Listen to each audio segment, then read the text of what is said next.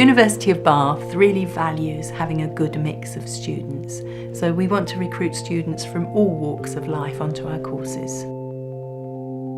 The Widening Participation Office is a new section of the University of Bath.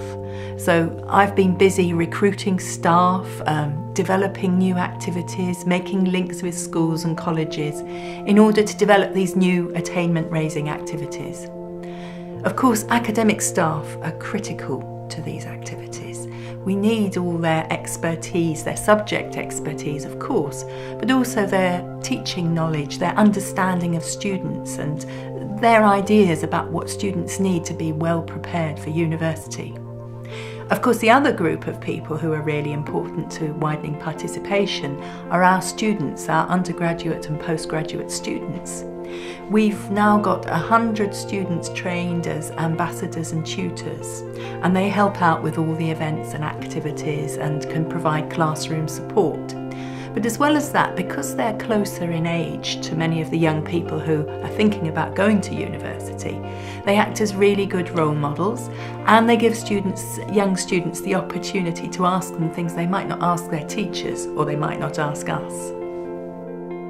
The University of Bath has always had some good relationships with schools and colleges, but as we're focusing now on developing attainment-raising activities, then we want to have a closer relationship with schools. It's the teachers in schools who really know their students and the things they're up against.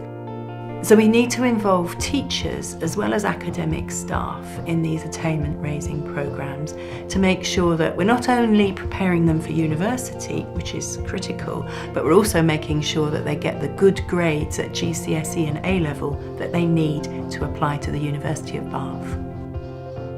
Widening participation has changed over the last few years in two particular ways. First of all, we understand a bit more about the reasons for certain groups of students not participating in widening participation. Secondly, it's now part of national educational policy for universities to encourage students from all walks of life to go to university.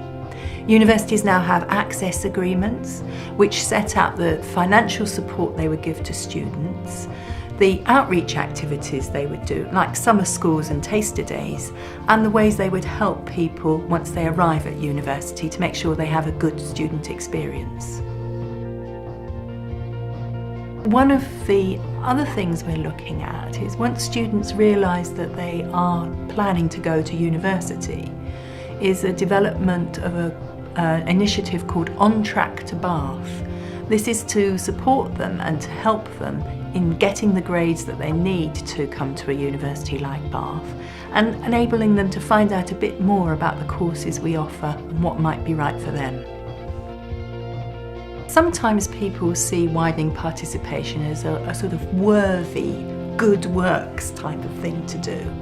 And I suppose there is an element of that, but I don't think that's the reason why we do it. It's certainly not the reason why I do it. I'm interested because I think having a really diverse student population and a diverse staff population is really good for learning, for development. In working life, we work with people from all walks of life, not just from one class of people. Also, I think we need the experience of different groups of people to solve problems. We need a range of skills and a range of people. My advice to school and college students who are thinking about their future, thinking about possibilities for education and work, is to find out as much as you can about what's on offer. It's really important. You have a long working life. It's important that you find out what you want to do and what's right for you.